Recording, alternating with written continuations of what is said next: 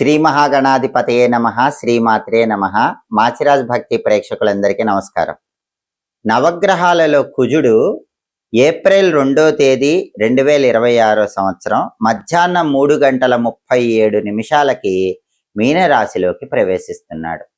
కుంభరాశిలో ఉన్న కుజుడు ఏప్రిల్ 2వ తేదీ మధ్యాహ్నం మీనరాశిలోకి ప్రవేశించటం వల్ల, కుజుడి మీన సంక్రమణం జరగటం వల్ల ద్వాదశ రాశులలో కొన్ని రాశుల వారికి ఈ సంక్రమణం అనుకూల ఫలితాలను కలిగింపజేస్తుంది, కొన్ని రాశులకు వ్యతిరేక ఫలితాలను కలిగింపజేస్తుంది.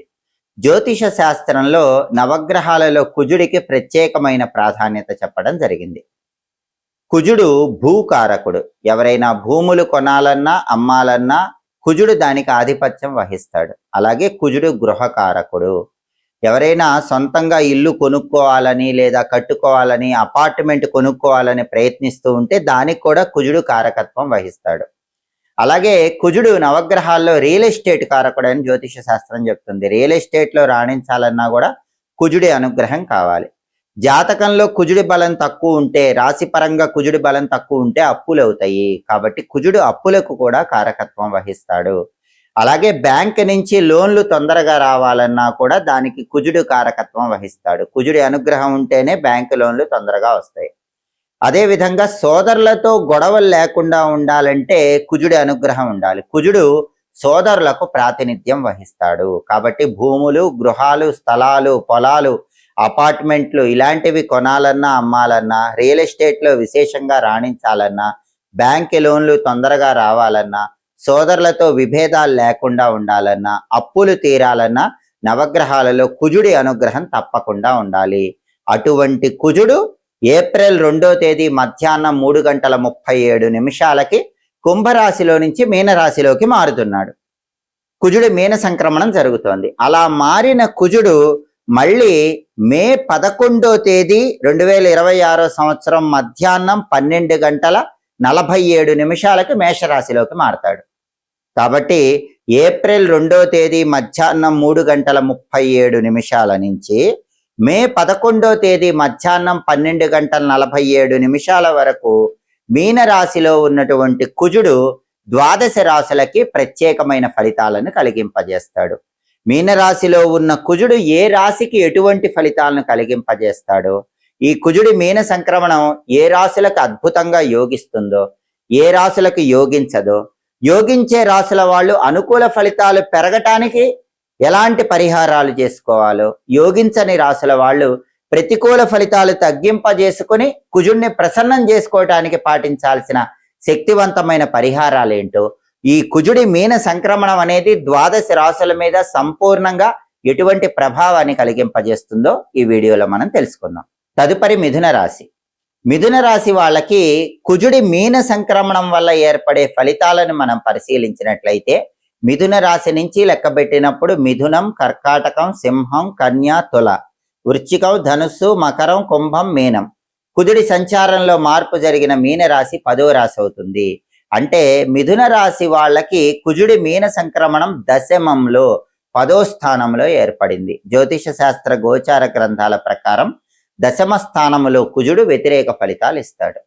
కాబట్టి మిథున రాశి వాళ్ళకి ఈ కుజుడి మీన సంక్రమణం అనేది కొన్ని వ్యతిరేక ఫలితాలు ఇస్తుంది. ఆ వ్యతిరేక ఫలితాలు తొలగింపజేసుకోవటానికి, వ్యతిరేక ఫలితాలు అనుకూల ఫలితాలుగా మార్చుకోవటానికి కొన్ని సులభమైన కుజుడికి సంబంధించిన పరిహారాలు చేసుకోవాలి. కుజుడు ఎటువంటి వ్యతిరేక ఫలితాలు ఇస్తాడంటే, ప్రధానంగా ఏ విషయంలోనైనా సరే శ్రమను కలిగింపజేస్తాడు. ఒక పని పూర్తి చేయాలంటే మిథున రాశి వాళ్ళు ఆ పనిని శ్రమతో మాత్రమే పూర్తి చేస్తూ ఉంటారు. అయితే ఒక్కొక్కసారి 10వ ఇంట్లో కుజుడు కష్ట సుఖాలు రెండూ కూడా అనుభవించేలాగా చేస్తూ ఉంటాడు. వాస్తవానికి గోచార గ్రంథాల ప్రకారం 10వ స్థానంలో కుజుడు వ్యతిరేక ఫలితాలే ఇవ్వాలి. కానీ ఒక్కొక్కసారి మాత్రం కష్టంతో పాటు సుఖం కూడా ఇస్తాడు. ఎక్కువ శ్రమ పెట్టి విజయాన్ని కలిగింపజేస్తూ ఉంటాడు. సుఖ దుఃఖాలు రెండూ అనుభవించేలాగా చేస్తూ ఉంటాడు. ఒక్కొక్కసారి స్వల్ప లాభకారిగా కూడా ఉంటాడు. కాబట్టి మిథున రాశి వాళ్ళు దిగులు పడాల్సిన అవసరం లేదు. యోగించకపోయినా కూడా స్వల్ప లాభకారిగా ఒక్కొక్కసారి ఉంటాడు. అంటే లాభం వస్తుంది కానీ చాలా తక్కువ స్థాయిలో లాభాన్ని కూడా కలిగింపజేస్తూ ఉంటాడు. అలాగే ఈ సమయంలో ఎవరు కూడా పెద్ద పెద్ద ఎత్తుగడలకు వెళ్ళకూడదు. మిథున రాశి వాళ్ళు ఎవరైనా సరే చిన్న చిన్న పథకాలతో ముందడుగు వేస్తే విజయం సాధిస్తారు. పెద్ద పెద్ద ప్లాన్స్ తో పెద్ద పెద్ద ఇన్వెస్ట్మెంట్లు పెడితే మాత్రం బోల్తా పడే అవకాశాలు ఎక్కువగా ఉన్నాయి. అందుకే ఇప్పుడు ఎవరైనా ఇన్వెస్ట్మెంట్లు చేయాలంటే కుజుడు మీనరాశిలో ఉన్నప్పుడు మిథున రాశి వాళ్ళు దాని మీద కొంత దీని మీద కొంత అలా ఇన్వెస్ట్మెంట్లు చేసుకోవాలి. బల్క్ అమౌంట్ మొత్తం ఒకే దానిలో ఇన్వెస్ట్ చేస్తే మాత్రం కుజుడు 10వ ఇంట్లో ఉన్నాడు కాబట్టి మొత్తానికే దెబ్బతినే అవకాశం ఎక్కువగా ఉంటుంది. భ్రమలకు భ్రాంతికి వెళ్ళకూడదు, వాస్తవంగా ఆలోచించాలి, వాస్తవికత తెలుసుకొని అన్నిట్లో కొంత కొంత పెట్టుబడులు పెడుతూ ముందడుగు వేస్తూ ఉండాలి. అలాగే ఏదైనా పని ప్రారంభించినా కూడా ఆ పని మధ్యలో ఆగిపోవటం కానీ లేదా సగమే పూర్తి చేయటం కానీ, ఒకవేళ పని పూర్తి చేసినా సరే దానివల్ల పూర్తి సంతృప్తి రాకపోవటం కానీ, ఇవన్నీ కూడా 10వ ఇంట్లో కుజుడు మిథున రాశి వాళ్లకు కలిగింపజేస్తూ ఉంటాడు. కొంచెం లాభం మరి కొంచెం నష్టాన్ని కలిగింపజేస్తాడు. కొద్దిగా అయినా లాభాన్ని ఇస్తాడు కాబట్టి మిథున రాశి వాళ్ళకి కొంత మేరకు ఉపశమనం కలుగుతుందని చెప్పుకోవాలి. అయితే సమయానుకూలత అనేది తప్పనిసరిగా తెలుసుకొని ముందడుగు వేయాలి.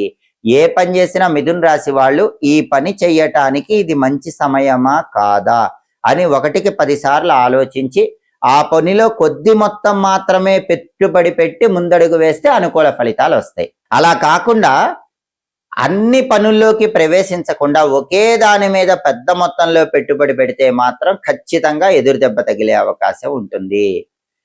మిథున రాశి వాళ్ళకి కుజుడి మీన సంక్రమణం వ్యతిరేక ఫలితాలు ఇస్తుంది, స్వల్ప లాభాలను ఇస్తుంది. కాబట్టి ఆ స్వల్ప లాభాలు రెట్టింపు చేసుకోవటానికి, వ్యతిరేక ఫలితాలు తగ్గింపజేసుకోవటానికి కుజుడికి సంబంధించిన శక్తివంతమైన పరిహారాలు చేసుకోవాలి. ద్వాదశ రాశుల వాళ్ళు ఏప్రిల్ 2వ తేదీ మధ్యాహ్నం 3:37 మీనరాశిలోకి ప్రవేశించిన కుజుడు మళ్ళీ మే 11వ తేదీ మధ్యాహ్నం 12:47 మేషరాశిలోకి మారతాడు. కాబట్టి ఏప్రిల్ 2వ తేదీ నుంచి మే 11వ తేదీ వరకు కుజుడు మీనరాశిలోనే ఉంటాడు. కాబట్టి మీనరాశిలో ఉన్నటువంటి కుజుడు కొన్ని రాశులకి అనుకూల ఫలితాలు, కొన్ని రాశులకు వ్యతిరేక ఫలితాలు ఇస్తాడు. కాబట్టి అనుకూల ఫలితాలు వచ్చే రాశుల వాళ్ళు అనుకూల ఫలితాలు పెంచుకోవటానికి, వ్యతిరేక ఫలితాలు వచ్చే రాశుల వాళ్ళు వ్యతిరేక ఫలితాలు తగ్గింపజేసుకోవటానికి కుజుడికి సంబంధించిన శక్తివంతమైన పరిహారాలు చేసుకోవాలి. కుజుడికి సంబంధించిన పరిహారాలు ఏవైనా ఈ సమయంలో వచ్చే మంగళవారాలు చేసుకుంటే కుజుడిని సంపూర్ణంగా ప్రసన్నం చేసుకోవచ్చు. అంటే ఏ పరిహారమైనా ఏప్రిల్ 2 నుంచి మే 11 మధ్యలో వచ్చే మంగళవారాలే చేసుకోవాలి. అప్పుడు దాని ఫలితం అనేది చాలా ఎక్కువగా ఉంటుంది. మొట్టమొదటి పరిహారం ఏంటంటే ఈ సమయంలో వచ్చే మంగళవారాలు కందులు నానబెట్టినవి బెల్లంతో కలిపి గోమాతకు తినిపించాలి. అంటే ముందు రోజు రాత్రి, సోమవారం రాత్రి కందులు నానబెట్టుకొని మంగళవారం పూట నానబెట్టిన కందులు బెల్లం గోమాతకు తినిపించాలి. అలాగే మంగళవారం కుజహోరలో కందులు గాని కందిపప్పు గాని పంతులు గారికి దానం ఇవ్వాలి. మంగళవారం ఉదయం 6 నుంచి 7 మధ్యలో, మధ్యాహ్నం 1 నుంచి 2 మధ్యలో, రాత్రి 8 నుంచి 9 మధ్యలో కుజహోర ఉంటుంది. ఈ కుజహోర ఉన్న సమయంలో 1.25 కేజీ కందులు ఎరుపు రంగు వస్త్రంలో మూటగట్టి దేవాలయంలో బ్రాహ్మణుడికి దానం ఇవ్వాలి. దానివల్ల కూడా కుజుడిచ్చే వ్యతిరేక ఫలితాలు తగ్గిపోతాయి, అనుకూల ఫలితాలు పెంచుకోవచ్చు. కందులైనా దానం ఇవ్వచ్చు, కందిపప్పు అయినా దానం ఇవ్వచ్చు.